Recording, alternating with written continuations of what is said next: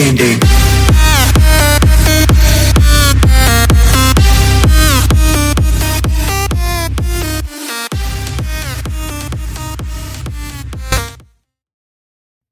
Welcome, everybody, to the next episode of Chiefs Focus First and 10. You're here with JP and Quentin. What's up, bro? Hey. How you doing? Well, pretty good after a pretty good Chiefs win and, going into the bye week. Frank Clark situation is something we'll address and we can talk about, but, Halloween's coming up, so that's always nice. Yeah, that's a fun day. We are looming a few things right now, or looming around a few things, I should say, and I'm not going to get into the specifics, but I expect to hear something fairly soon as far as the situation with us picking someone up, or maybe more than one, but I'm not going to get into who, because that just stirs up a mess usually for the team and everybody else. But I will say that a couple of the players I'm going to be pretty happy with if they get them, if it gets done. I know they're working on 3 right now. 1 is tentatively agreed, and we'll have to see what happens with the other 2. But regardless, there's going to be some moves made. I did hear some information as far as Wiley is concerned, and I think after the bye week, he may not be in that position.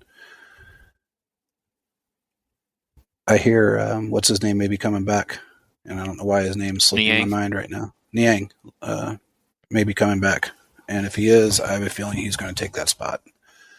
So far, Wiley is leading the league in sacks allowed, pressures allowed, dumb moves allowed, tripping over his own shoestring allowed. I can go on, but I'm not gonna. And it's a little frustrating.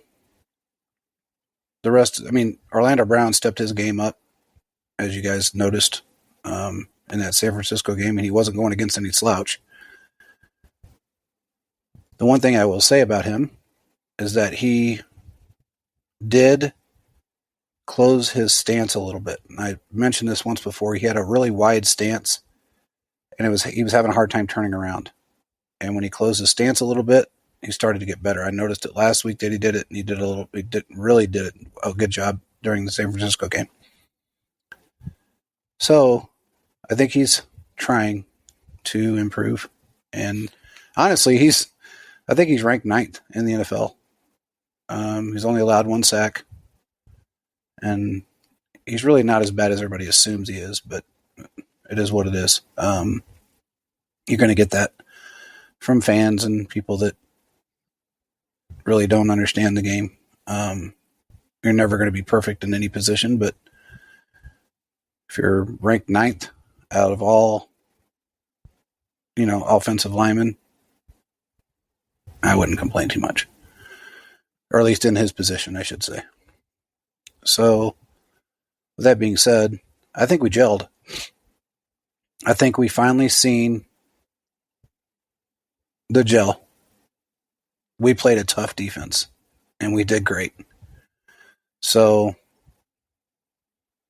let's just hope the bye week can, just gives them a little bit more of a break, and they move forward with what they're capable of doing. Yeah. Oh, go ahead. I'm sorry. I wanted to talk a little offensive line before we get into the Frank Clark. So Orlando Brown's biggest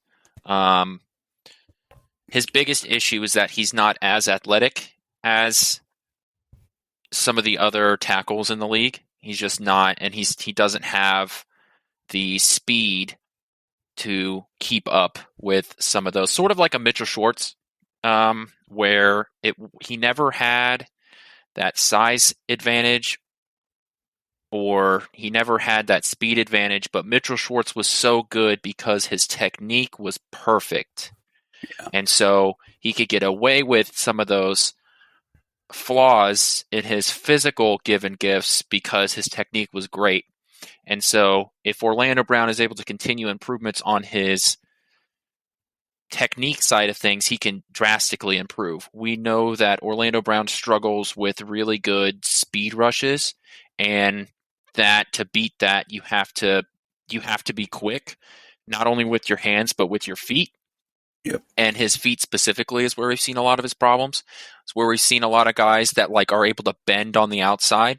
You beat that by being able to do your kick blocks fast enough, and Orlando Brown hasn't been able to do that. So with him shortening his stance, if that's an adjustment that he could make and continue to improve on, if that's a way he can avoid getting speed rushed, that would be a big significant boost to him in being able to stand up against those top defenders, because that's what a lot of the Bosa brothers, that's what they're able to do, is they're able to speed rush you on the outside and sort of do that bend, that very stereotypical come in and swoop under your armpit to get around you. And if you're able to shorten your stance and be able to move your feet a little quicker, then you're able to maybe not stop them, but at least slow them down enough. And that's beneficial to the Chiefs. I will say the Chiefs in that game against the 49ers did a great job scheming. And I wrote this in my article, is that they did an excellent job scheming against Bosa, and they blocked him a lot by not blocking him. They would just let him take himself out of the game. There was that screen pass that they just didn't touch him. And he went upfield because he was doing what he was supposed to do. He was trying to set the edge. And the Chiefs were just able to take him out of the play.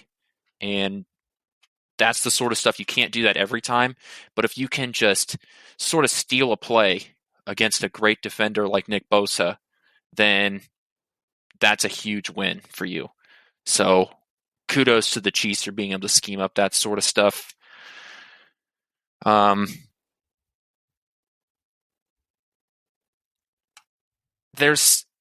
The other thing is that I want to talk about is your offensive line is only as strong as your weakest link. The offensive line truly is a chain of guys. Yep. And if you could have 4 perfect offensive linemen, but if you have one bad one, then the NFL has moved to where they will move their best pass rusher on your worst lineman. Defensive linemen don't just stay on one side anymore. They will move to the right side, left side. I mean, look what we do with Chris Jones. Move him all around. You put him up against the best matchup. So if your worst player is really, really bad, or even just not as good as your other guys, teams will scheme up pressure by putting their elite defensive player up against your average, below average, however you feel about a specific lineman, and they will beat pressure on that one guy. So it's important to make sure that your offensive line is good across the board, because teams have sort of had this light bulb moment where they will put up their best player against your weakness instead of trying to beat you strength on strength. So I think in the last couple of years, mediocre players are being exposed on the offensive line because teams have had this sort of come to Jesus moment of, let's expose mediocre players with our elite pass rushers. Yeah. Well, I will say this.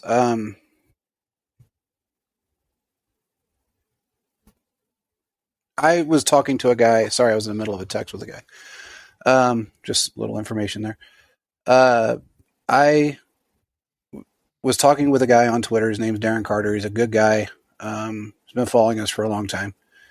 And he had some questions about that same thing. And my response to him was basically exactly what you just said. If you have one weak link, whether it's offensive line or defensive line, it can break the entire thing. The chain will break. And he agreed.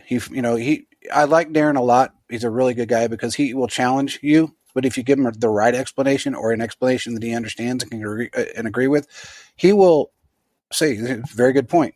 He's not argumentative. He just likes to challenge people. And Um, it's no different than any other position.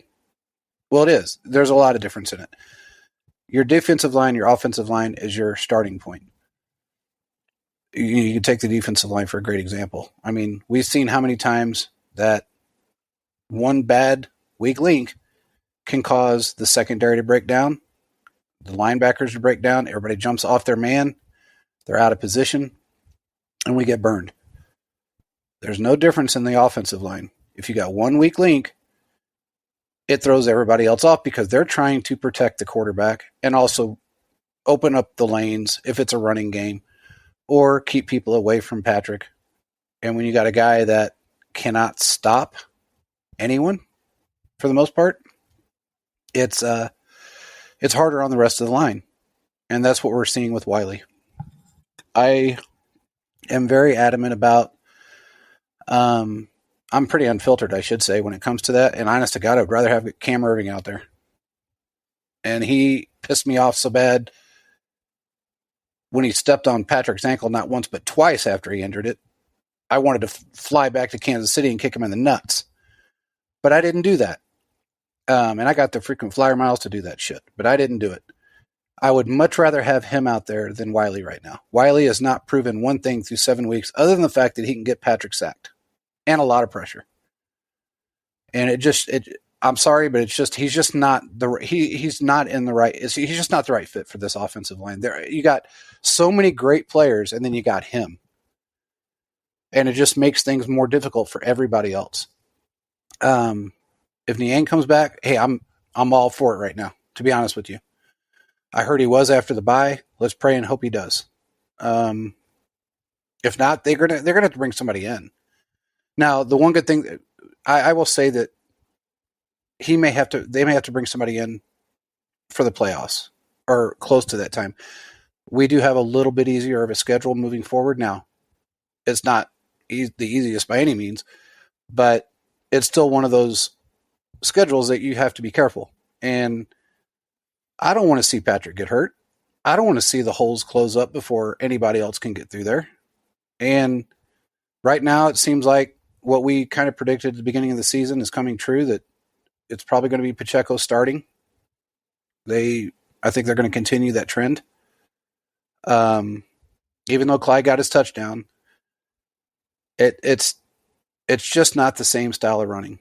And the one thing that Patrick said, and I watched it, and you watched it, everybody watched it in training camp and in preseason. When he runs, the ground hurts. The ground is in pain. And you got to have a line that can open the holes up. Plus, given the fact that, I guess, let me rephrase something. He is a better back at improvising. If the run's up the middle, Clyde's going to go up the middle if the hole's closed or not, and he's not fast enough to get there before the holes close up. Even with our good middle, our interior offensive line that can open holes up all day long, he doesn't seem to get there quick enough. When you got a Pacheco in there, he will improvise. If the hole's closed, he backs up, he finds an open hole, and he busts through it. And he usually takes 3 or 4 guys with him. It takes a lot to bring that man down. So I just think they are going to do something about Wiley. I don't think they're going to continue the rest of the season this way. I've heard that they were. We'll just see what happens. But that's really, I don't really see another issue. Now, everybody is complaining about the run defense. Yeah, which is interesting. I've seen that too, and I'm not sure.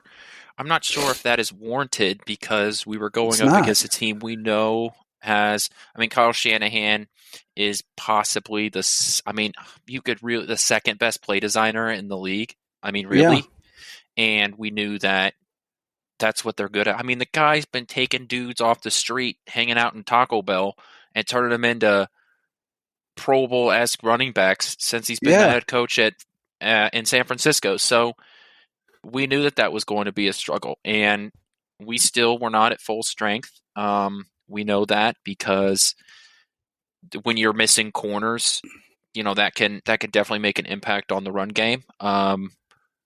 He'll be a great Yep. guy to get back. McDuffie will be a great guy to get back after the bye. And he is coming back after the bye.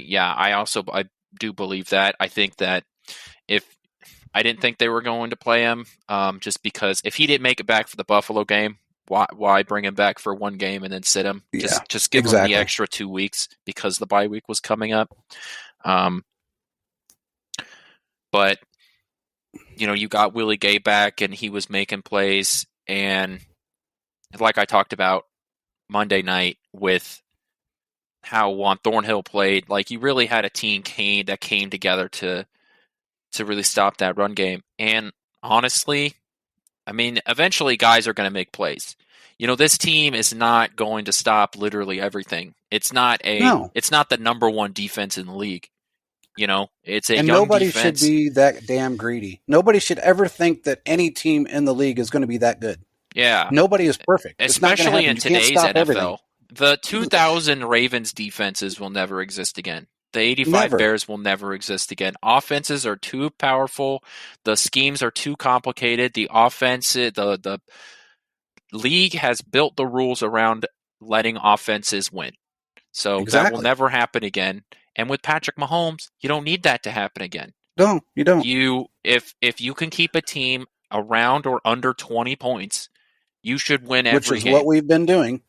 I mean, when you really think about it, if the one team has scored over that on us this year. Yeah. Over 24 points. I think the Raiders One did. team. The Raiders. Nobody else scored 30 points. So, you're right. I agree with you. I mean, you're 100% right. And I think it kind of, I mean, for all intents and purposes, it pisses me off when I see people complain so much about things that really aren't as bad as everybody wants to make it out. It's not this drastic problem that we have. I mean, yeah, Turk going down did hurt because he's got a lot of speed. But when you really look at it from the grand scheme of things, what I wish would happen, and it may because he is really, every time he steps on the field, he performs, is Carlos Dunlap. If you can get him on the field more, put him in the rotation a lot more. Have you noticed that every time he steps on the field, the first play, he is an impact player. He knocks a ball down. He creates pressure. He's in the backfield. He's doing something on the very first play every time he comes in the game. He hit an underrated skill that defensive linemen have is batting passes down. We've seen Chris Jones do it, and basically his entire career. When he's just getting double teamed by two people, and the quarterback has like a 7-step drop, Chris Jones will just stand there and watch the quarterback and put one of those big paws up and knock the ball down.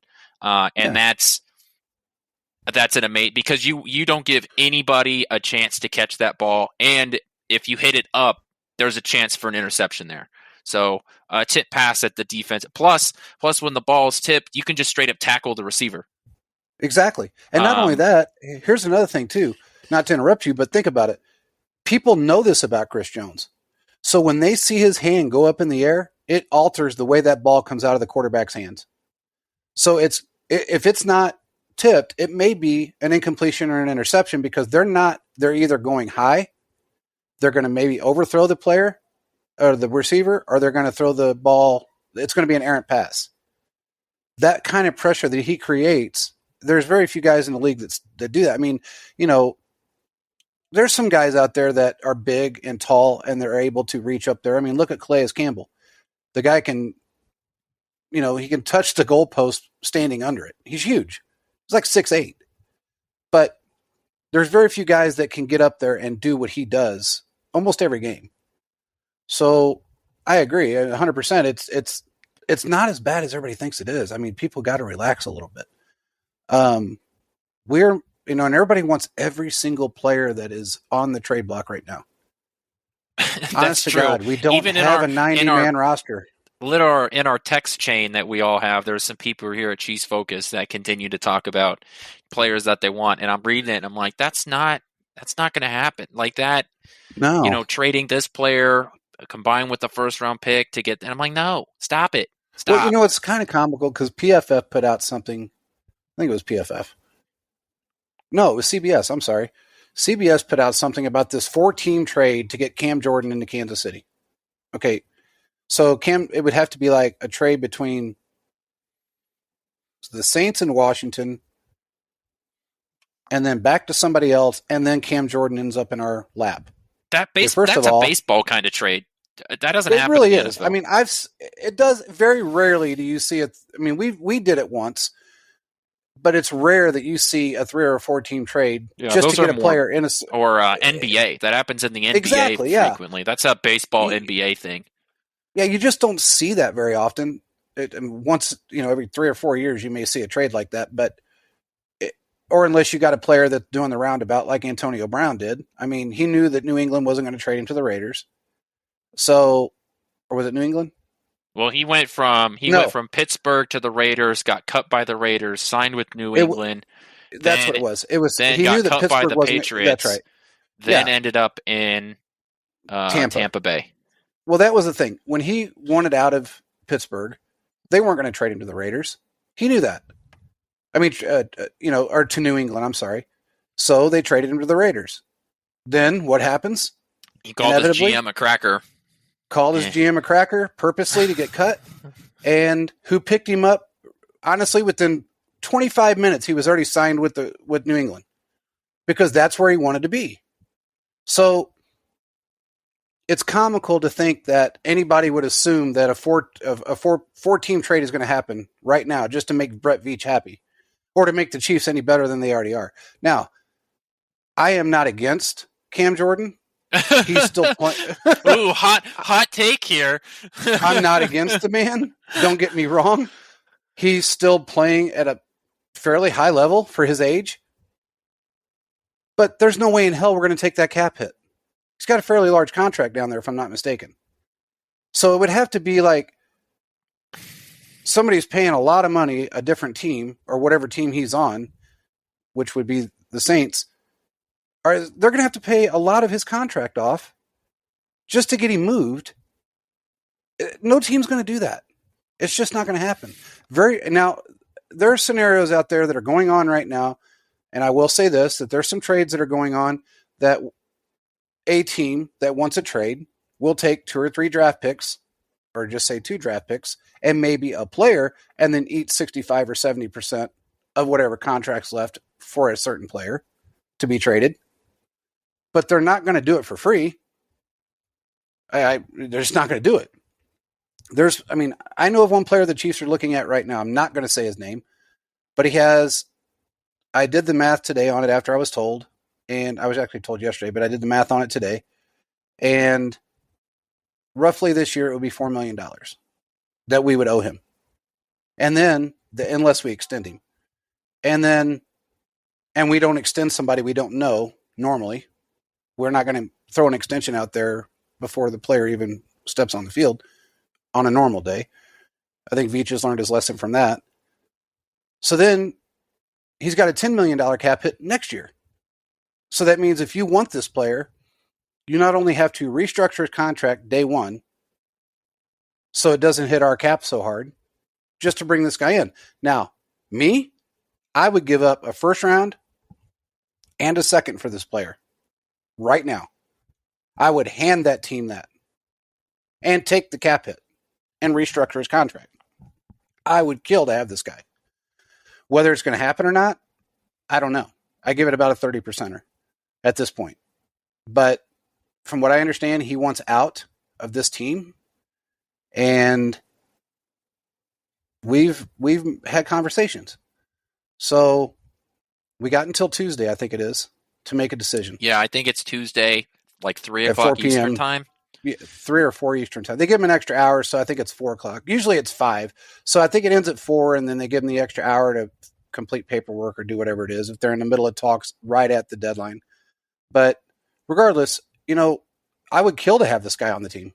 I would love to have him here, especially on a long-term when I say long-term, anything 2 years or longer.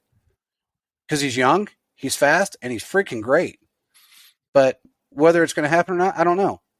So, and we got to talk about something else really quick while we're talking about trades. Kareem Hunt. They're willing to deal him. Doesn't matter what team. From what I understand, I believe his contract is worth about $17 million right now from this point on. There's been some speculation on both sides. Well, let me just put it this way, from the fans' perspective, because we put the tweet out, should the Chiefs go after him? And we've had no, no, no, no, hell no, hell no. We don't need him. Then we've had hell yes, bring him in, bring them both in, because Greedy's one of them, because they want to deal both of them. And the biggest thing that I've heard, and we talked about this before, and I'll say it again, if the Chiefs want him back as a player, that's already been signed off on by Clark Hunt. I'm not going to go into details, but if the Chiefs want him back, Clark Hunt is not going to get in the way of that. That was discussed last year, and it hasn't changed. Now, will we get him? Who knows? But the offer's on the option's on the table. If it were me, I guess I would go a different direction. And Veach is very good at this, so I'm not telling anybody anything that if he was going to do something like this, I would probably offer up a certain player that we have right now in trade, and maybe a sixth, and they eat part of his contract, and bring his ass back home. Because in my opinion, yes, he made a giant mistake, but everybody deserves a second chance. And I think after 2.5 years, he hasn't done anything wrong. I'd probably bring him back, because the combination, and that may be an unpopular opinion, I really don't care. But the combination of him and Pacheco together would be a freaking nightmare for any defense. Period. End of story. It would be a nightmare. Those two guys together are insane. Now, will it happen? There's no way of knowing that. But, well, there is a way of knowing, but at this point, nobody knows. Would I like to see it happen? Yeah, I would. Because there's been a lot worse things done by other people, and they're still on the field, they're still playing, and they've redeemed themselves. Look what Chris Carter did back in the day. Randy Moss had his issues. Everybody's had problems. But you have to give somebody the benefit of the doubt at some point. He made a mistake because, number one, because of the people he was hanging out with. That was his biggest downfall. You put yourself in the wrong crowd, you're going to do the wrong things. He was very young, and he was scared to death of losing his job with the Chiefs. And that's why he lied. He was bawling like a baby when he left that stadium that day when he was cut. Crying. I fully understand why when we went to the Super Bowl, he wanted to be on that team. So, yeah, he got pulled over. He was pissed. He didn't do anything wrong. He didn't fight the cop. He didn't do this. He didn't do that. He basically said, look, man, give me a break. The team that I want to play for is now in the Super Bowl, and I'm not with them anymore because I screwed up. Cop didn't care. But he hasn't had a mistake since then. He's playing very hard. He still runs very hard. And he's been really a model citizen as far as anybody knows or is concerned. So I don't know why all the hatred's still out there for Kareem Hunt. I don't see why anybody had... Look, I get it. What he did was way wrong. And I'm not going to say by any means or condone anything that he did by kicking that woman. But there was also... People don't realize that there was also some things said to him. He was trying to sleep. He said numerous times to have her removed. She lied about her age. She had a fake ID. And she called him some extremely racist comments. And then begged for $20 because she wanted a cab ride home. And when she kept beating on the door and beating on the door and beating on the door and screaming and hollering and doing all the things that she was doing, then when the word came out of her mouth, that's when it pissed him off. And whether it's right or wrong or indifferent, it's not my place to say. All I can say is he made a mistake. He's owned up to it. He's lived through it. He's went through his counseling. He's done everything he's supposed to do. Give the man a break. Get off of his back. If you want to go bitch and complain at somebody, go bitch and complain at Antonio Brown for what he just put up about Tom Brady's wife. Did you see those T-shirts? Jesus Lord. Unbelievable, dude. What a scumbag. Brady did everything he could to help that man. Let him stay in his house and do all that crap. And then he basically just puts it out like, oh, man, I don't know. I think it's just wrong, but whatever. Anyway, regardless. In terms of Kareem Hunt, I have heard that the Browns are asking for a second-round pick, but that's just to try and get people trying to like bring teams in to ask for a higher price. I have heard that it's more of like a fourth-round pick is what they'll take for Kareem Hunt. But the other thing is we know at the end of the year, Kareem Hunt's going to be paid as a top back. So here's the thing. I don't really see that happening. Not just here in Kansas City. I don't think it'll happen anywhere in the league because of his age. I'm just not sure that in terms of on-field football, this backfield is so crowded anyways. Bringing in another running back, I'm not sure if that really benefits the offense because we know that the running games have its struggles. So bringing in another running back, I'm not sure is the direction you would want to go to improve the offense. Well, if you get rid of one of them and say the scenario is this. Say you say, okay, well, here's what I would do.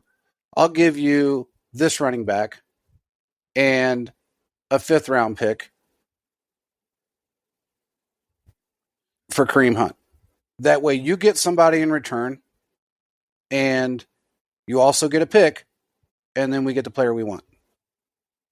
Or that could benefit because he knows the offense, he knows the system, and to be quite honest, everybody on our team still loves him. Nobody's got any ill will towards him. So I think that would be a scenario I would go, but I'm not going to. I mean, I can't put myself in Veach's shoes, and I can't tell you what he's going to do or not going to do right now. But I would definitely try. To me, it doesn't seem like a move that really turns the needle.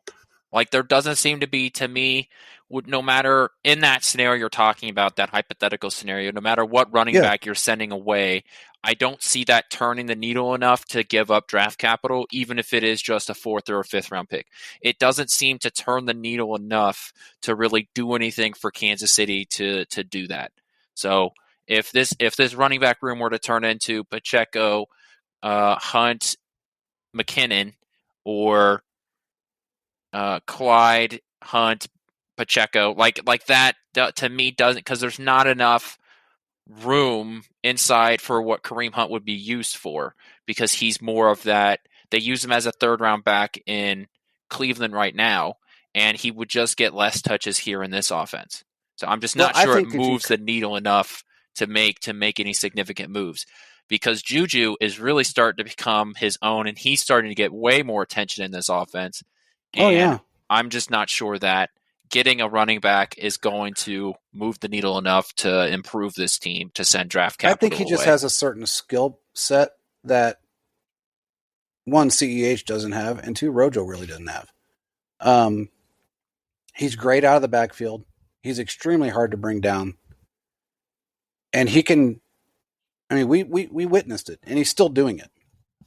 He just scored a touchdown for Cleveland this week, and he basically took a couple of guys down and broke through a line that most guys couldn't break through, or they would just get stuffed. I think he has a skill set, and I'll be honest with you. I think if he would have been on our team in when was it that he was cut?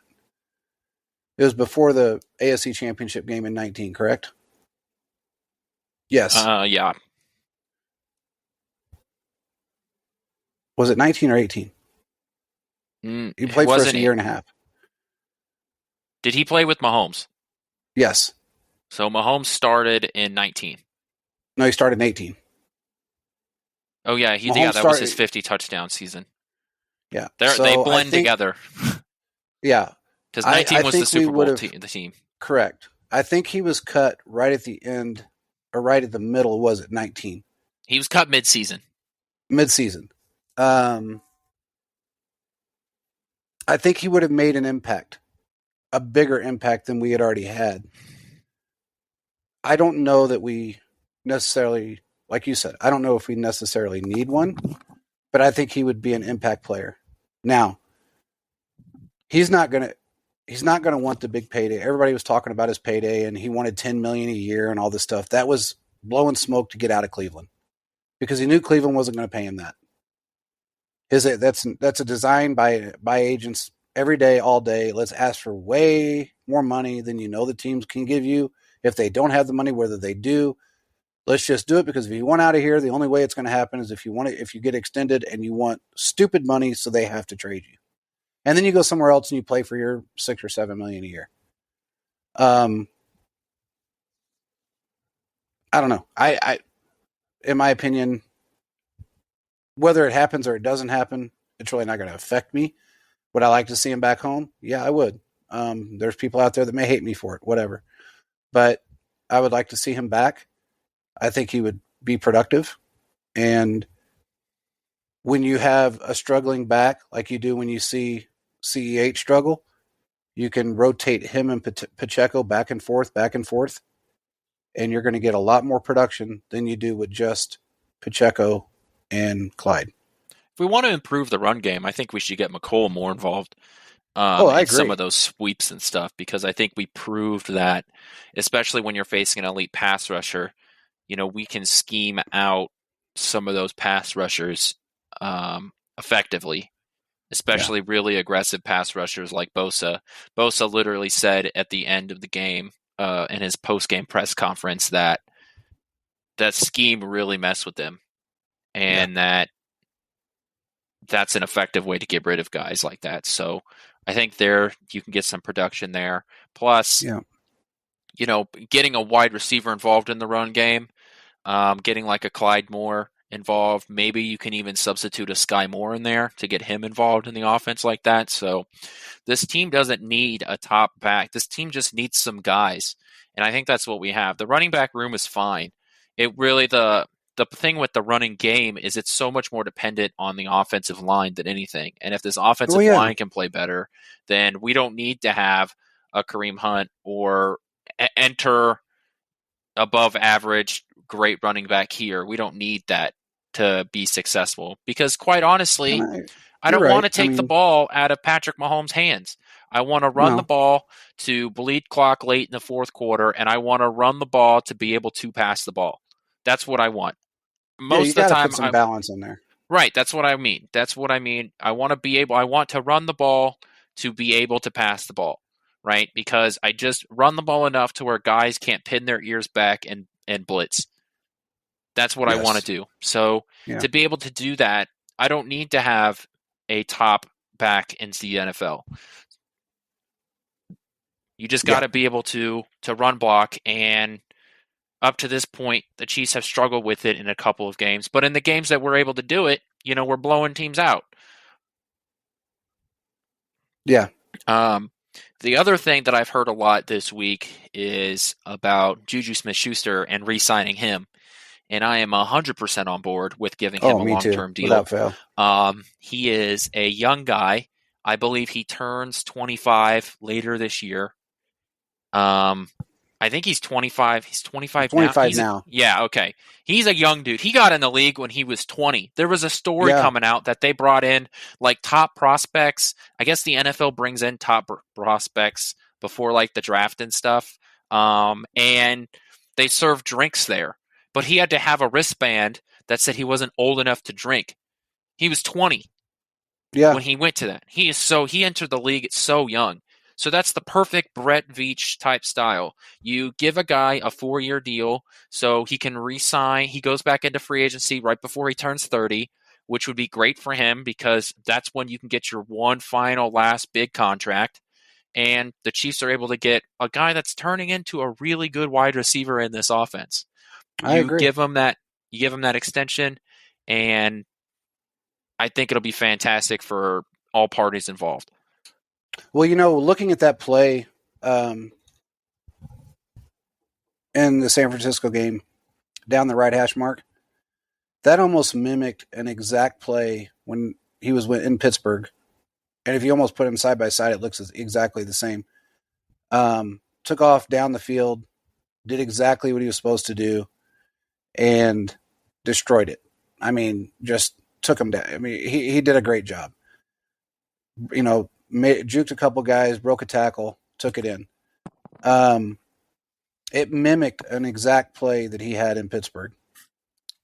I would say this too. MVS was brought in to do exactly what he did in that San Francisco game. He is that deep threat that you send down the field, and if nobody's on him or it's man, you launch it to him, and he will get it. They're all coming into their own as far as the wide receivers go. I am really happy with everything that went on and has gone on with these wide receivers. As far as Sky Moore is concerned, everybody said, oh, just don't let him return punts anymore. This has to end. That's not what you do. It's really not. If you want somebody to succeed, you don't yank them. And that's the one thing that Andy has done. He even did it with Clyde. I mean, Clyde fumbled the ball, cost us a touchdown, or they scored a touchdown on that fumble, and he went right back to Clyde.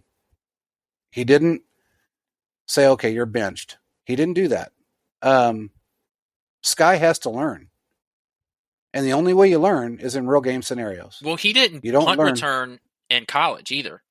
So no, this is truly a first experience for him. So exactly. To be able to say, oh, he can't do, no, he's got to be able to learn. And this isn't, you can't really learn this in like training camp either. Sure, you can shag balls from Tommy Townsend, but you can't, this is like, it's like catching fly balls in baseball, You can't really learn it until somebody's really trying to get it by you.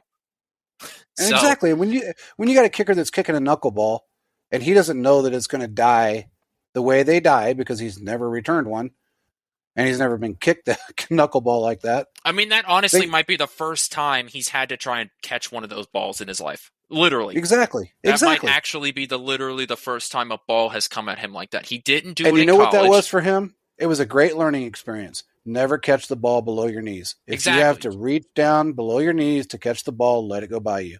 That's what I said earlier in the week. Yeah. I said if you have to extend your arms to catch a ball, you can't just run away from it.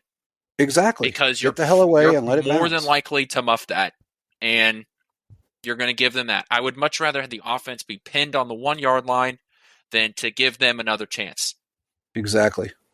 So, but it's just a learning experience for the kid, and he's a hell of a wide receiver.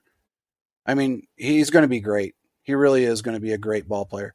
Picking Sky Moore was not a draft pick for this year.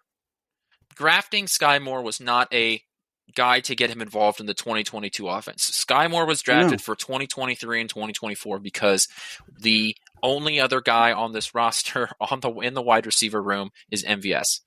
So we knew going into this year, realistically, as far as being locked in, that those are the only guys that are on contract for next year. We knew realistically going into this that he was not going to see a lot of offense. I told you at the beginning of the season that there are two rookies in Andy Reid history that have had 1,000-yard seasons.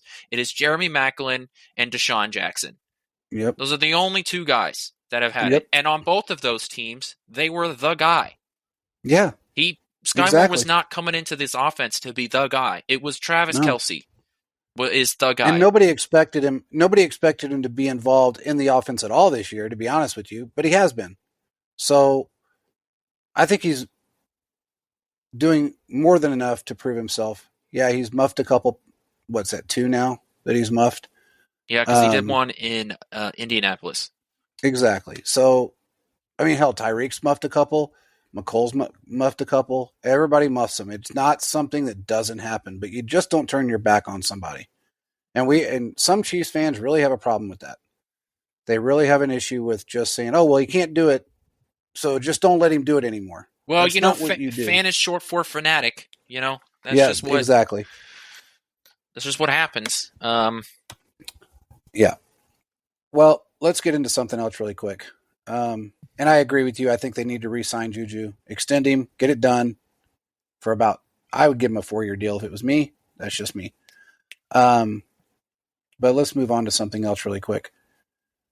I am very frustrated with this suspension, with this Frank Clark suspension. I'll tell you why. One, I can't stand this. Whatever. I can't even think of her name right. And Mary Jo, stick it to him. Whoever the hell Goodell hired to go over these old cases that some of them are meaningless, and she's throwing out suspensions, and it's pissing me off, especially when it's in the middle of a season. You just don't do that. You either do it before or after. We've seen it twice with the Chiefs now. With Frank Clark, both of those cases were settled. He didn't have a felony. He doesn't have really any charges now. Never really, he was charged, but they were let go. They were dropped. They were pleaded. They were pleaded down to a misdemeanor charge, so he was still charged with it. One was dropped, yeah, but he was still charged, and he pleaded him down. So, well, one of them was completely wiped off, and the other one was pleaded down as a misdemeanor. But regardless, this is insane that they just suspend him like they did in the middle of a season. It doesn't make sense. Alvin Kamara is still playing. They got video. And that one, they already said it's going to be delayed until next year. Because every time right now it's been delayed, I think there's 4 different continuances on the court cases here for what went on in Vegas. So he'll play the rest of the season. But yet, and there's video of him physically assaulting someone. But yet, Frank Clark gets suspended 2 games for a misdemeanor for conduct detrimental to the league when it really wasn't. It's very frustrating. I don't think it should have happened now. If they were going to suspend him, they should have waited and let the suspension happen next year. Because no different than the Willie Gay situation. It should have never happened week 3. This should never happen after week 7. It's ridiculous. And he just started playing just unbelievably well. And now you suspend him for 2 games. And that's just going to move him backwards. And I think it's sad that they're going to this length. I don't even know how to explain how frustrating it is for me. Okay, so here's my take on it, and it might be a hot take. But just let me go through it. Go ahead. And then you can respond to it. So I think this is an overreaction to what fans have been saying for years when Roger Goodell was judge, jury, and executioner, and what would happen was basically if a player ended up in the news, then they would get suspended, and even no matter what would happen in the court or anything like that. So I think what the NFL has done is that they have gone the other direction, where they have waited for the court proceedings to play out, and then they take their time to determine what they want to do, and then they suspend it. So, and in between that process, much like the first process of Roger Goodell being judge, jury, and executioner, there is no communication with anybody, and so it just seems arbitrary and random. And that's the really frustrating part. Exactly. Is the whataboutisms that you can clearly make about other people and other crimes that have happened with players in the NFL. So I'm not surprised that he got suspended because he got 2 gun charges that he was charged with, and one is a misdemeanor, and he that's he has a criminal record now because of that. And basically you should just assume that if a NFL player gets a charge put on them, that they're going to get suspended. That's the way I feel now. No matter what the charge is, I just feel like an NFL player is going to get suspended for something. What's frustrating, really frustrating about it, is not necessarily that he got suspended 2 games, is that much like the Willie Gay situation, it it was over like 3 months ago, 4 months ago at this point. What, Willie? Yeah, No, it was in Jan. yeah, the Frank Clark situation. Even Oh, the that Frank was way Clark one, longer. That was it last was March. yeah, but it got pleaded down a while ago too. So Yeah, like it was the gun charge happened over a year ago, and it was sort of fiddling around, and it was being tossed around in the court, and then like late winter, early spring is when it got pleaded down, and then the NFL finally gets around to giving out the suspension. So my biggest problem with it is not necessarily the fact that he got suspended. It's conduct detrimental to the team. It's one of those things where it's like this is what the NFLPA and the NFL have come together and have negotiated, whatever. It's that it's just coming in at just such an arbitrary time, and it's frustrating as a fan to see. I thought, like, I had forgotten about this. Like, it was just out of my mind that this was going to happen. So, if there's anything, if you were to pick a couple of games for Frank Clark to miss, and if you were going to pick at any point in the season for Frank Clark to miss, facing the Tennessee Titans and the Jacksonville Jaguars are 2 games that I'm okay with him missing. But, we'll see George Karlaftis in those games. Maybe he'll get his first sack here in a couple of weeks because of it. But, yeah, it's frustrating from a fan perspective because it is just so arbitrary. I'm not necessarily upset that he got suspended because it's well, you one had of those, to think it was coming. It's just the timing of it. The timing of it is very frustrating because this should have been dealt with once again, much like what I said about the Willie Gay situation. I'm not necessarily upset about the suspension because this is in the NFLPA and what the NFL come to and have agreed to in their negotiations between the union and the business owner. And it's just the timing of it that really seems to throw everything off course because this was solved a while ago. And it makes it seem way worse than it is. And a simple communication with fans could really clear all this up. I mean, if a player gets suspended, there should be, like, the NFL should say, this is why it took so long, or something. Something should be available. There's never like a media release. There's never a statement made by the league.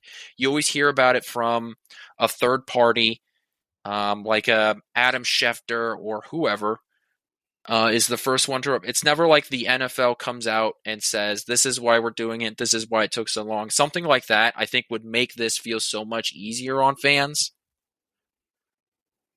But without that, it just really angers people.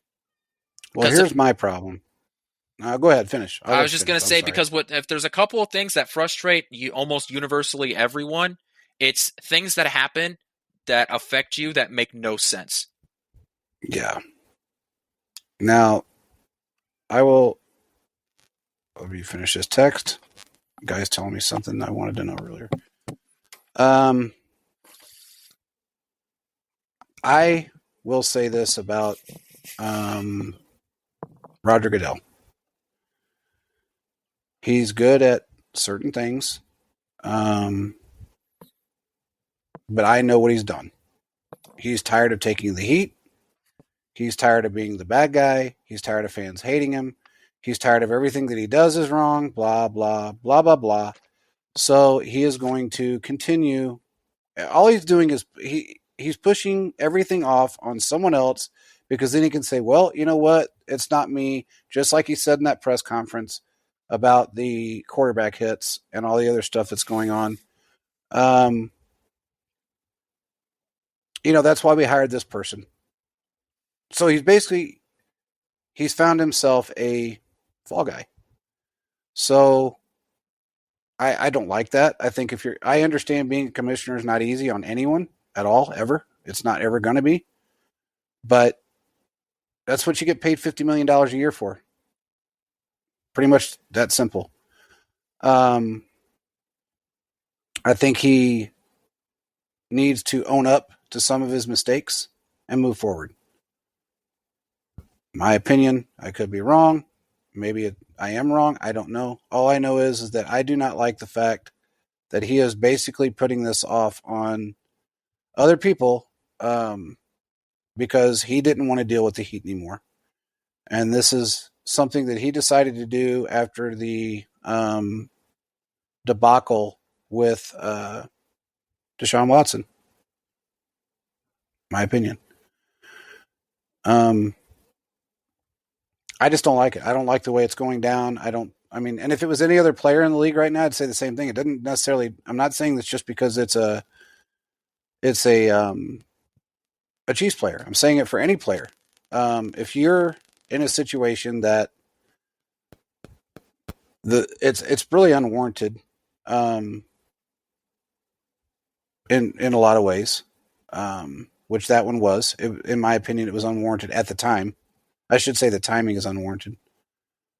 Then just come out and say it. You know what? I don't want to be the fall guy anymore. I'm tired of fans booing me. I'm tired of playing the did I make a mistake role. Because he's made a lot of mistakes. His experiment with Watson failed miserably for him. So he found that out the hard way. And now he has to deal with that headache. Well, I should say he doesn't anymore because he's found someone else to pawn it off on. But he did that really during that Deshaun Watson situation. He wanted to find out what the backlash was going to be if he got an 8-game suspension, because that's what he was really pushing for. And that's what he told the Browns, that if he gets suspended, it's going to be minimal. Go ahead and sign him. And then when he finds out that the fans are going to explode on him, which they did, the entire world did, from CNN to ABC, CBS, public broadcasting, some guy in India, everybody was pissed off at him. So, okay, well, let's just go to another arbitrary judge and see what they have to say about it. And then, she was pushing for a year. He didn't want a year because he made a mistake telling the Browns a certain thing. It went from 6 games to 8 games to 11 games. And he took the backlash for all of that. He's taking backlash for Daniel Snyder and John Gruden and the lawsuit with Brian Flores. All of this stuff, a lot of this stuff, I should say, he brings on himself. Because if you're not consistent across the board, and you don't have it set in stone, and there's gray areas all over the place, this is the kind of shit you're going to bring upon yourself. And that's exactly what he has done. And now he's put it off on someone else that is just randomly throwing freaking suspensions out in the middle of a season. You might as well just tell a ref, throw a flag every time he steps on the field. Kind of like they do Chris Jones. If you want to just screw up a team's chemistry, it's just wrong. I mean, I'm sorry, but it is. Be consistent. Just be consistent. You can't let somebody else drag shit out for a year and a half, and then, oh yeah, they're going to be suspended. Probably going to happen at the beginning of next season, and so the teams can prepare for it. Let's just do it in the middle of the season when a team's not prepared for it. That's the problem that I have with it. It's just wrong. But anyway, regardless, I think it's stupid. I think what he is doing is ignorant, and it just needs to go. This needs to be a more consistent situation. Similar to what he said with, when he was talking about it during the NFL meetings, he was asked a couple of times about the inconsistent calls with the refs, the roughing the passer calls. I hated his answer. Absolutely hated it. Well, refs are human. They're going to make mistakes. We're trying to minimize those mistakes. No, you don't. But we're not going to change the rule to protect the safety of the players. Okay, well, when a player is brushed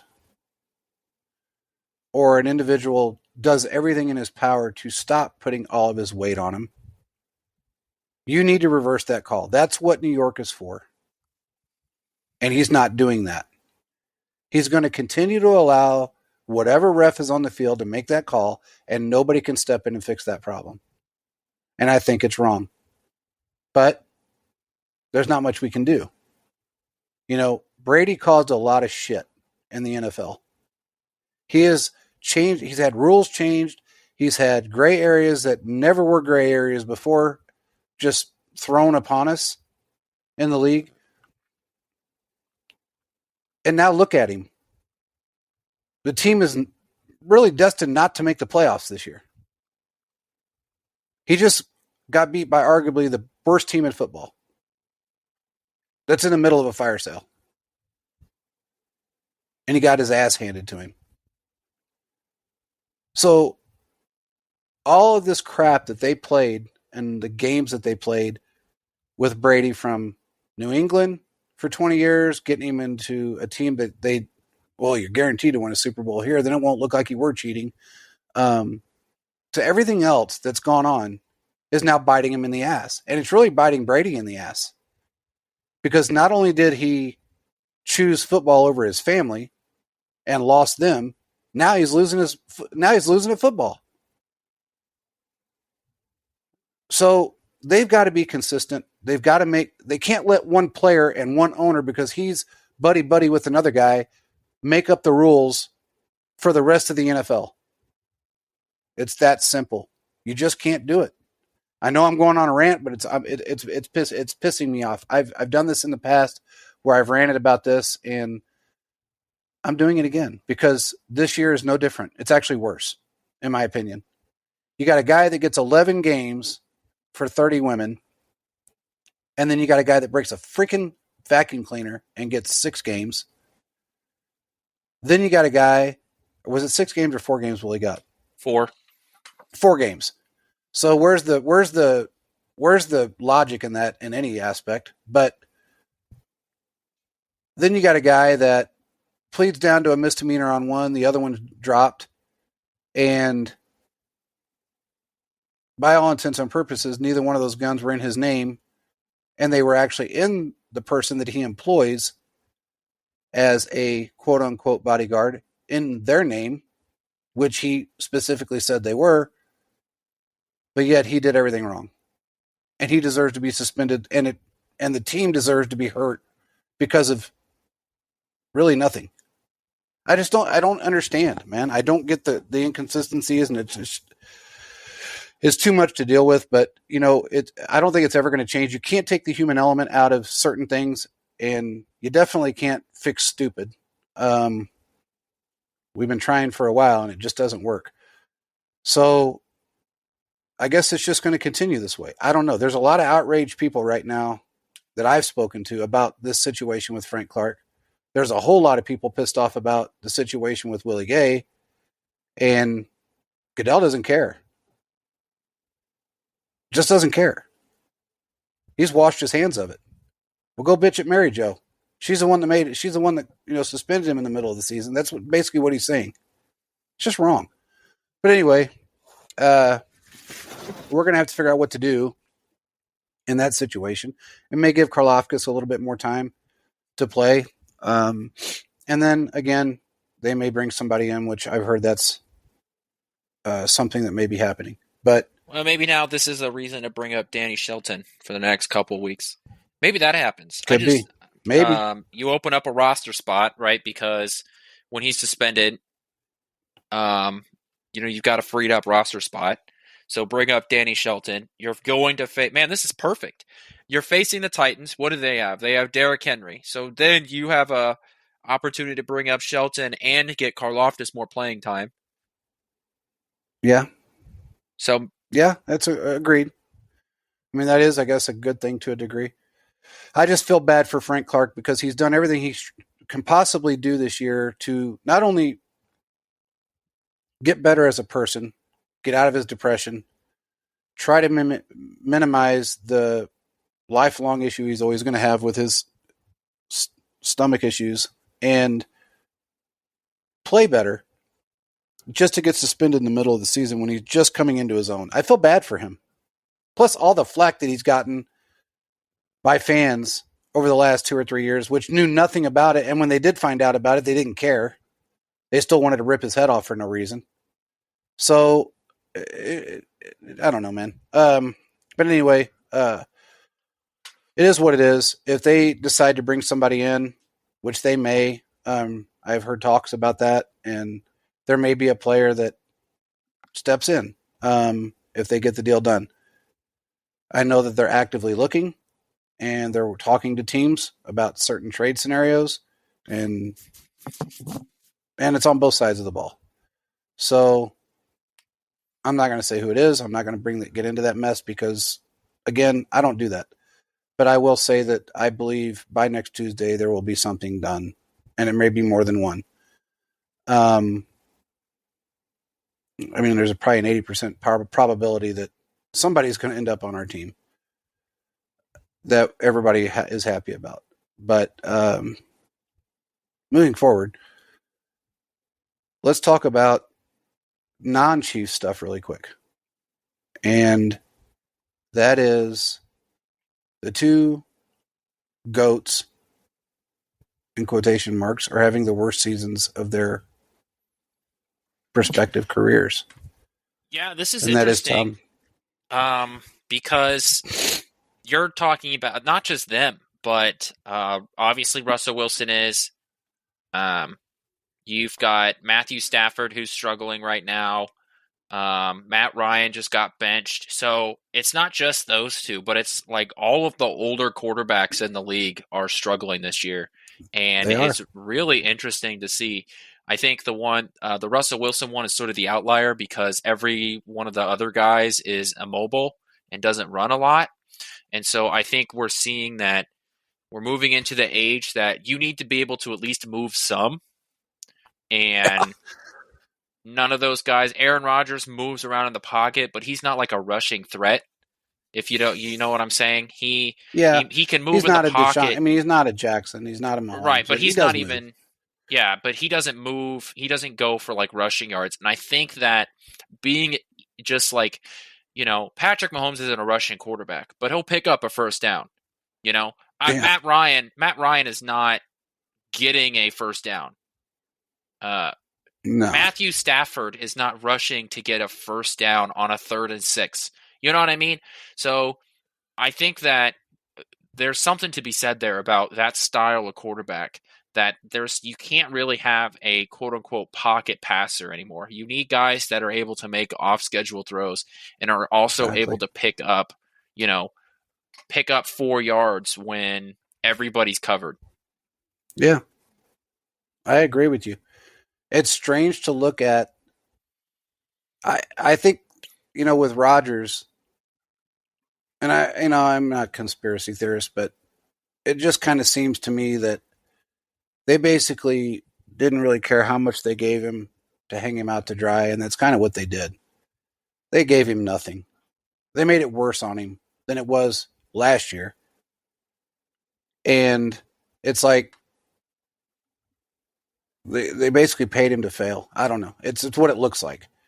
With Brady, he hasn't lost arm strength. I've seen him throw decent passes, and he's still got strength in his arm. It's the fact that he doesn't have a top 5 defense. And I can tell you right now, his rants on the sideline and spitting while he's screaming in the faces of his offensive linemen, they have stopped playing for him. They are not playing as hard as they could. They don't like him. And I think it's really affecting him. And it's really what it all boils down to. I don't think it's a fact that he's lost any arm strength. He hasn't lost any accuracy. They're just sick of him.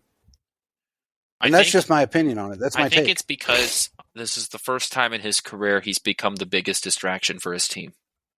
Yeah. Because he dipped out on training camp for like 11 days. He left on a Saturday walkthrough to go to his old team's owner's wedding. He obviously there's everything going on off the field in his personal life. And not to mention the fact that he was on Stephen Ross's yacht prior to the season, hanging out with an 80-year-old man because they're friends. We can't leave that one out. But go Yeah, ahead. so I think he's just becoming the biggest distraction, and he just doesn't move. Like he's like scared to get hit.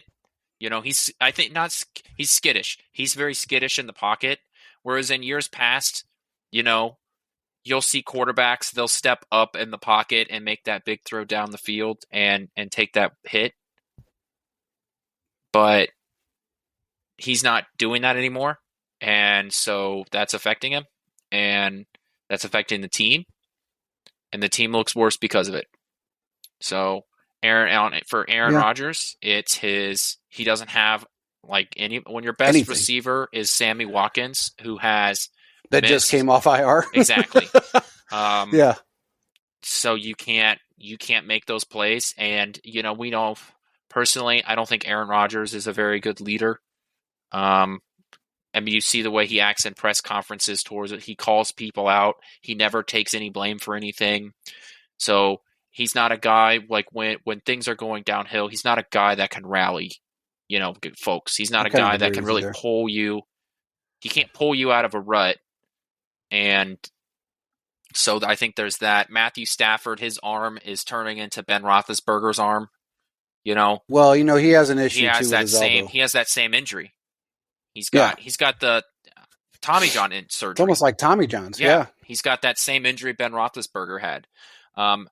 And so all of these guys, while they have somewhat different issues, I think they're all related to where I think they're sort of just aging out of the league. And the NFL is one of those things where if you're not all the way in, then you shouldn't all be the way out. Because that's really what it's become. Can't half-ass your way in the NFL. There may be some other sports you can get away with, like I'm sure basketball, you could sort of take a game off and your team will be fine because there's like 82 games. So you lose one, well, it's not fine. to mention the fact that, you don't have to score and every single time. You don't have to put 14, 18 points up in every game. Right, so. and every player has a chance to score, where the quarterback, it is the most important position in a team sport because the offense runs through you. Even if you have a great running back, you still have to give him the ball, Exactly. So I think it's the turning of the guard. I think we finally hit that moment where the 2000s, the late teens quarterbacks, the ones that are left, are finally hitting the wall, and we're going to see the next flock of guys, which is the Mahomes, the Allens, the Burrow, Herbert, and Jacksons of the world are going to become central stage more than they already are. Hey, by the way, you just brought something up, and I just wanted to throw this out really quick. How much hatred is out there for Patrick Mahomes right now?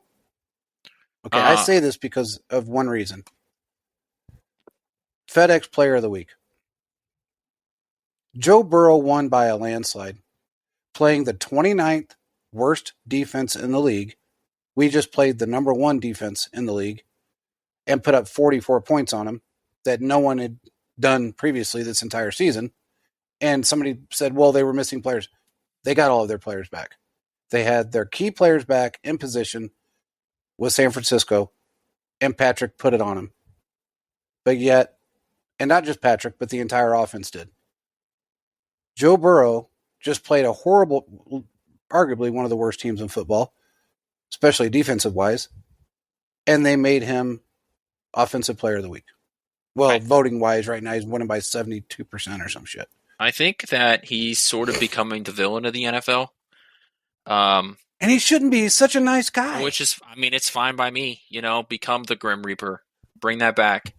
There was a San Francisco radio guy before the games on Sunday, and he said that 49ers fans hate him. They hate Patrick Mahomes. And so do Bills fans. That was going to be my next thing.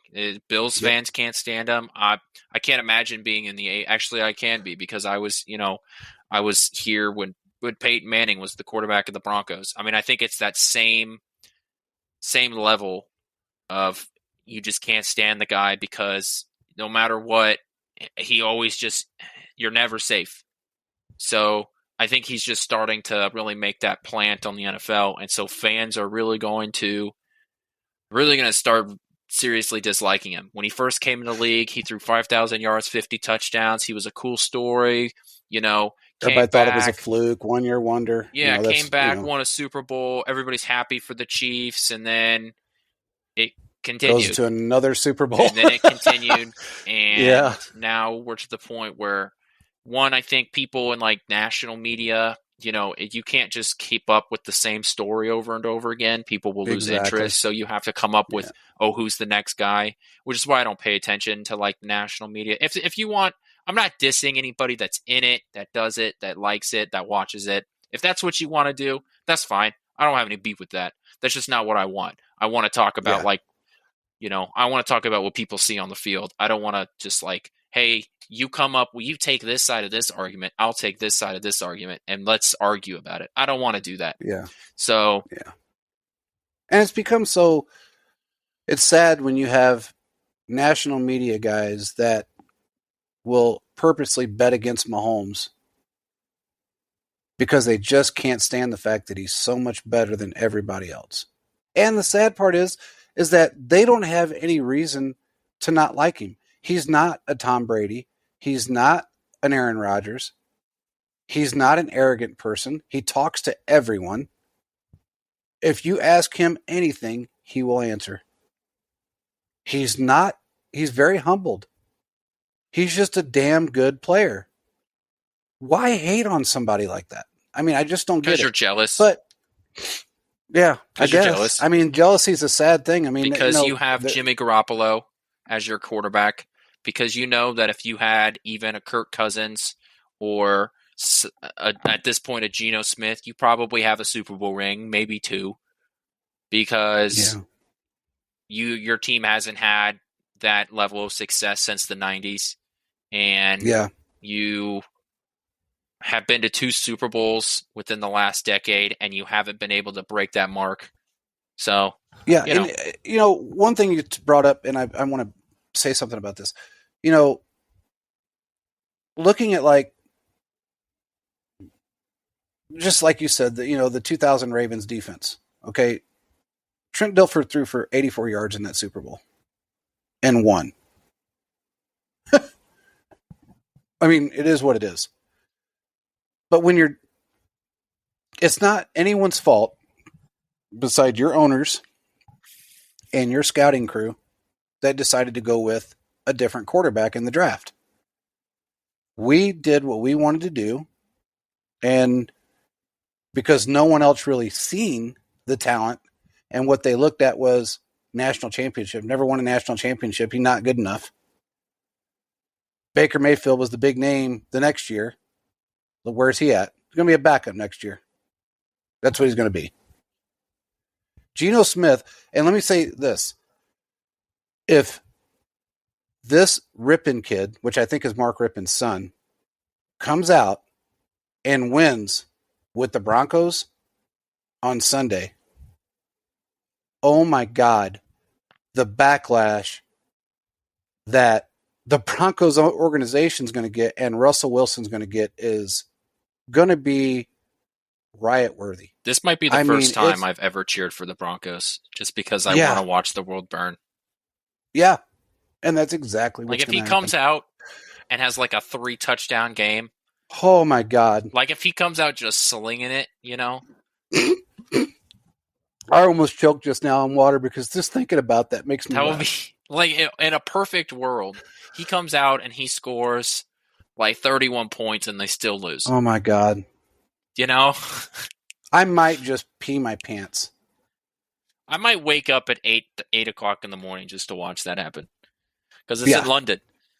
Yeah. So what? Is that like 6:30 your time? That is 5:30 my time. Oh, if I'm not mistaken. Yeah. But I will get up and watch it. I have to see this game. Yeah, it might be a reason to watch the game. I have to see it. But all I can say is, if that happens, that would make me so happy. Denver's going to couldn't happen to a better franchise. Other than the Raiders, I wouldn't expect any. The Raiders are always in discontent. The Broncos find a way to rebuild. Yeah, but I hate the Raiders. So I guess I don't like the Raiders just because of other reasons. But Not just because they're a divisional rival. It has really nothing to do with that. It's other things with the Raiders. But regardless, and I'm old, so I remember things that most people don't. But, Peyton Manning was that guy even when he was with Indianapolis, okay? In my opinion, he's a much better quarterback than Tom Brady ever was because he played with the worst defense and still was able to win when he was with Indianapolis. He had really bad defenses for the most part. Not bad, but I mean, he had some top 15 here and there, but he never had top 5 defenses ever in his entire career with Indianapolis. But he still found a way to win, and he was still doing. And when he was down 2 or 3 receivers, he played with his backups, and those backups did well. Brady doesn't practice with his backups, so when he was down Mike Evans and Scotty and what's the other one that just came back? Whatever the other guy's name is, I can't think of it right now. That Gage guy? No, that Godwin. He lost 9-0 to the Saints, and they were horrible that year. He couldn't even get in field goal position. So I think, I didn't have a hatred towards Peyton Manning. I had a hatred towards us for not being able to build a football team at that time that could beat him. John Elway, I've never liked. He was an arrogant bastard when he was 25, just like he is right now. So I don't think that's ever going to change. But, when you look at guys that have, I was pissed that Manning didn't play for us. I mean, because he was so good. Who wouldn't want him, The Broncos did what they did. The ego killed John Elway's ego when Manning came in and just broke those records. So, I don't know, man. I mean, I just don't see why the hatred is so much there for a Mahomes when he doesn't kick players, he doesn't throw footballs at players, he doesn't do the things that you see even Josh Allen do for the most part. He doesn't throw a fit about every play that happens. If it doesn't go his way. I don't know, man. To me, it's just mind-boggling that people don't like him as much as they do, but it is what it is. Anyway, done with that rant. What else do we got? The KC Current. I know this is soccer, but KC Current are going to a national championship game. That's awesome. In DC, and they will be playing 7:00, and you can catch that on Paramount Plus on Saturday. Yep. Hey, and by the way, glad you said that. If you click on Paramount Plus on our website, you get a discount. Hashtag sponsored. But pretty cool for Kansas City to get an opportunity to raise another trophy. So correct. And that's great. In the next, I think, year and a half from now, that stadium will be done. The KC Current Stadium will be done, and they'll be the only women's soccer team in the nation to have their own stadium. And what a great thing it would be to raise a banner on the opening day. So man. I will be watching that game, and that will be the first soccer game I've ever watched.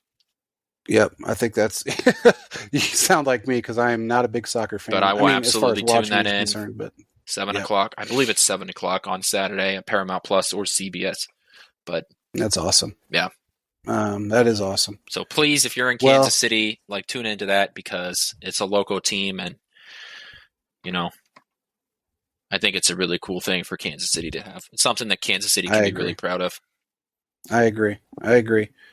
We it's been a long time for Kansas City, other than the Royals every 30 years winning a Super Bowl or a World Series. But it's been a long time since Kansas City has had a football team that is something to really be proud of. Over the last 10 years with Andy and now Mahomes and everybody, it's just something to really be proud of.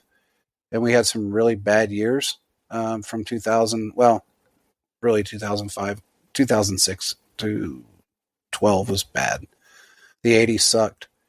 The 90s were good to a degree. I was there for all of it, so I know.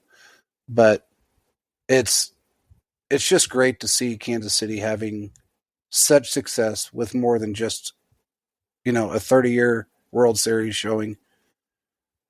We've got two teams now that are just really good with the soccer team, and now, with the Chiefs and now the soccer team, which I think is awesome. And this is a quick turnaround because last year they were like bottom of the barrel. They were not a good soccer team, and then this year they're competing for a national championship. So it's been another sort of like historic run by the KC Current. I've seen the stadium renderings, and it looks pretty cool, and it's in a great spot. So I hope that when it's finished, I will absolutely be catching a game out there. I've been to That's awesome.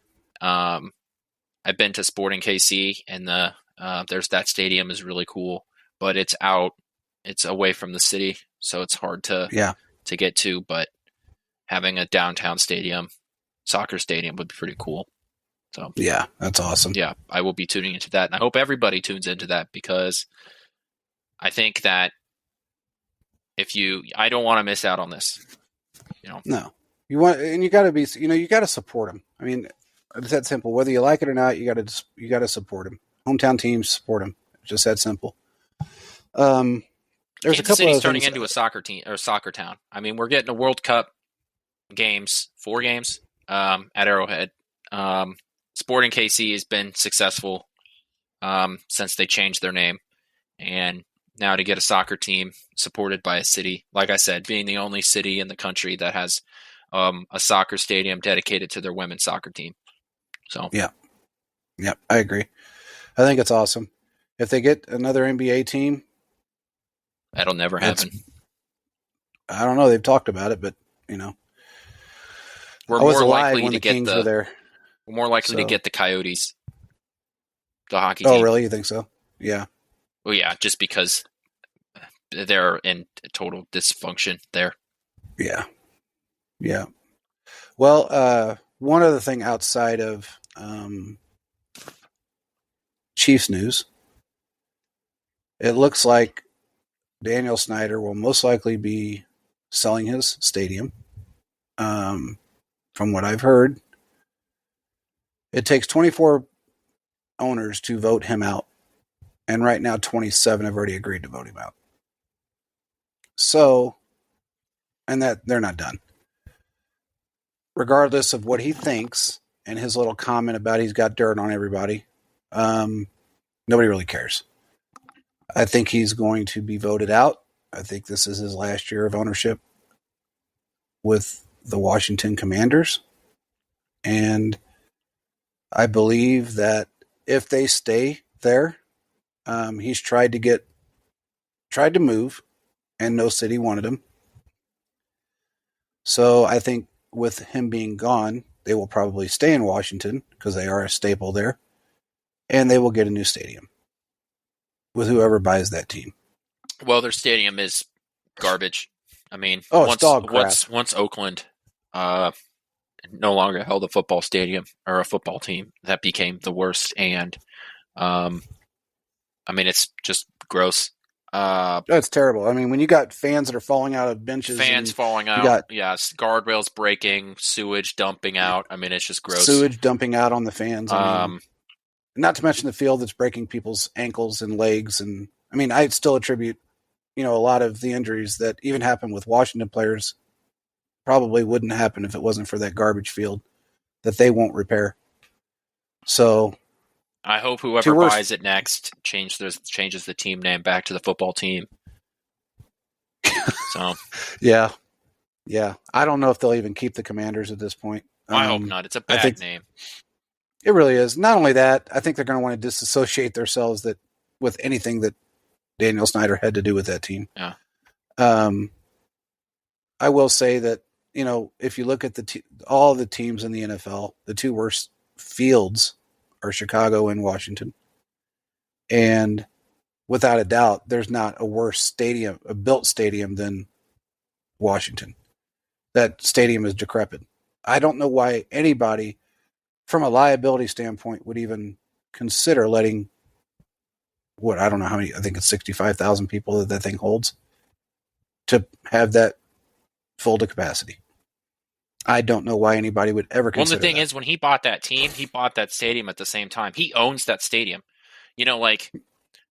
Clark Hunt doesn't own Arrowhead Stadium. Daniel Yeah, it's Snyder, partially owned by the city, so yeah, it's owned by. That's why it's called the Truman Sports Complex. But yeah, he owns that stadium, so that's on him for how shitty that stadium it is. is on him. It's completely It on is him. on If him. Arrowhead was in disrepair, you couldn't necessarily blame the Chiefs for that because they don't own the stadium. But it's absolutely on him. Well, they because own when a portion of it, but it's city owned too. Yeah. Yeah, it's kind of a combination. Uh-huh. So That's why I say it wouldn't be on the Chiefs because of that. correct. But when Daniel Snyder bought the team in the 90s, he bought the team and the stadium. It was a package deal. Yeah. Yep. Also, I can't believe FedEx continues to have their name on that field. I'd have been like, That's surprising. I'd have been like, bruh, no. Yeah. I mean, I'm surprised anybody would put their name on it, but I mean, it is what it is. What are you going to do? It is very surprising FedEx has their name on it. I mean, it should be DHL, if anything else, but USPS. But yeah, I don't get it, but it is what it is. It looks like he's probably going to be gone. He's going to be forced to sell the team, and that's fantastic. I've thought really honestly, I have never liked him. I've always thought he was just a trash owner. Since the day he bought the team, he's a rich boy from a rich family that had a lot of money and bought a football team. So I think he was the youngest owner ever at the time that he bought it. If I'm not mistaken, he was in his early mid-30s when he bought that football team. So I don't know. He's buried himself too many times. From what I understand, the only person that probably or may not vote him out is Jerry Jones, and apparently they have some kind of a friendship. So I'd be friends with a guy too if I could beat his football team twice a year. Yeah. Well, yeah, I guess you're right. I don't know. I just thought that was some pretty interesting news that he is more than likely going to be voted out fairly quickly. And I didn't like Goodell's answer to that either. He knows just as well as everybody else does when Snyder said, I've got dirt on everybody in the NFL, he knows he was talking about Goodell as well. Goodell should have basically just said, his words were, I encourage everybody to not make comments to the media or anyone else about this until all the facts are heard. Well, I think pretty much all the facts have been heard. And when a guy threatens that I'm going to expose other people because you're exposing me for the things that I've done, that's a pretty good indication he's done some pretty bad shit. So, just is what it is. Can't change it. Can't make him any better of a person. So, there is some dealings going on. We got Kareem Hunt. We got Greedy. From what I understand, there is a couple of Jags players that are up for trade or listening to trade offers on those players. And we know what's going to happen in Carolina pretty soon.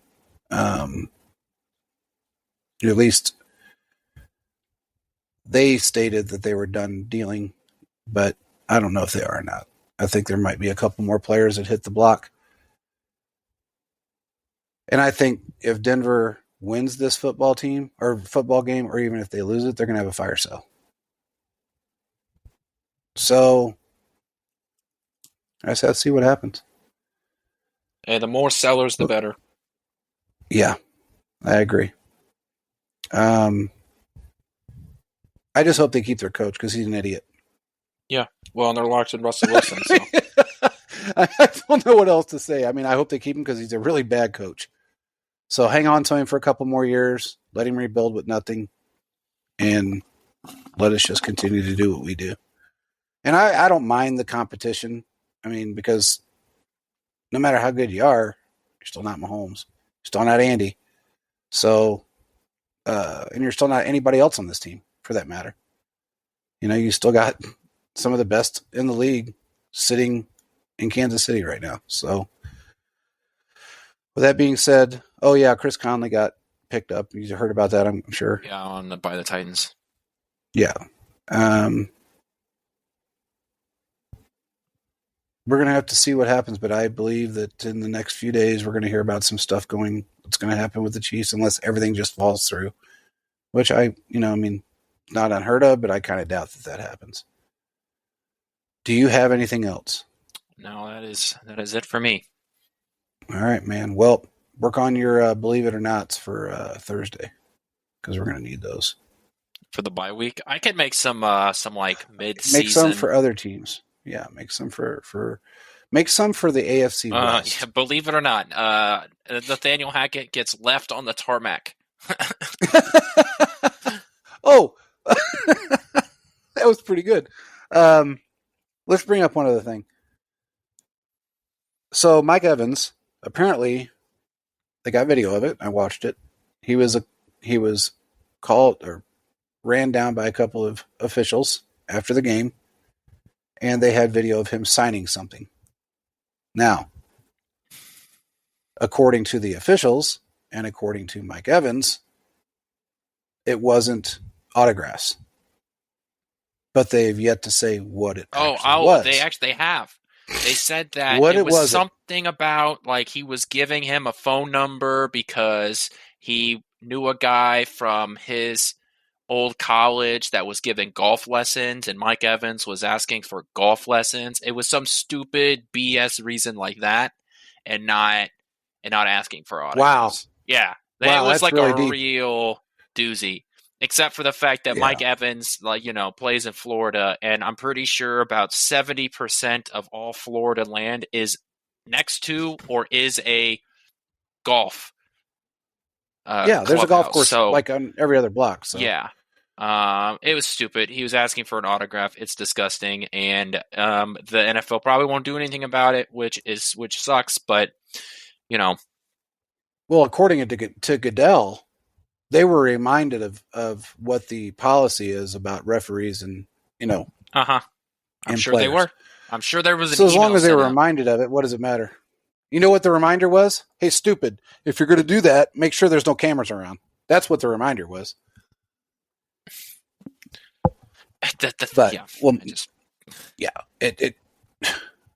Inconsistencies.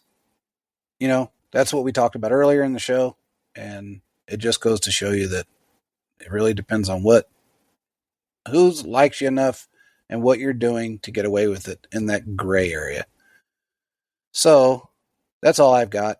I think this is a pretty good show just from ranting. I had to get it off my chest because I was frustrated with the whole suspension and other things that have gone on. And I'm glad we got to do this. So with that being said, we will be here again on Thursday and again on Sunday. And we're going to continue to do our shows even though it's a bye week. And we have a special guest coming on November 2nd. So make sure you tune in for that. Everybody will love to hear from him. And we're working on a couple of other guests. Oh, really quick. We are working on the live stream situation. We've tried it a few times. It's okay, but it's not exactly what we want. And we are rectifying those issues. The one thing about us is that we're going to try it. You're never going to know until you try. And you learn from your mistakes and you move forward. We have figured out, the technical difficulties within that system and what it takes to fix it, we believe. And we are going to make sure that is corrected. Live streaming will resume, most likely by our next game. So, with that being said, hopefully we can live stream the game or even the post game. But we will send out a reminder to everybody, and hopefully you guys can tune in. We enjoy it. We're working on fan interaction with a call-in number. And also, if you catch us on YouTube, you can make comments. We will read the comments back. We'll answer your questions.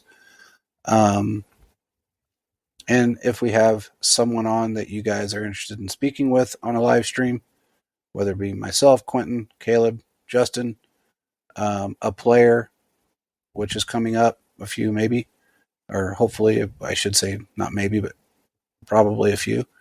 We've got 3 in the works. 1 is already locked down, and we're going to have an off-season player that everybody's going to want to listen to. We got lucky enough to get a interview with this individual. I'm not going to say who it is. Going to be a surprise, but it has to happen in the off season because he cannot do it during the season. With that being said, we will see you guys on Thursday, and I hope everybody has a great week. Thanks, Quentin. Make sure you guys give Quentin a follow too. Putting out some pretty good stuff on Twitter. He's really become a Twitter master. And this is a guy that did not like Twitter. So give him a follow and keep your notifications on because we got a lot of good stuff coming up. Aaron Wilson's still Frank writing articles Clark for us. suspension tweeted out 2 minutes after the information came public. So yeah, I was on exactly. That. Yeah. So, and strangely enough, no one in the inner circle even knew that was coming. Well, if they did, they sure as hell weren't going to release it. So, to anyone else. So that had to come from higher up in the insider chain. But make sure you have your notifications on because we got a lot of good stuff coming up. Make sure you follow Primetime Sports Talk, our other website. Aaron Wilson is writing for both sites, and he's going to do a weekly podcast with us or a live stream. Make sure you have it turned on, guys. We appreciate it. Peace out, everybody.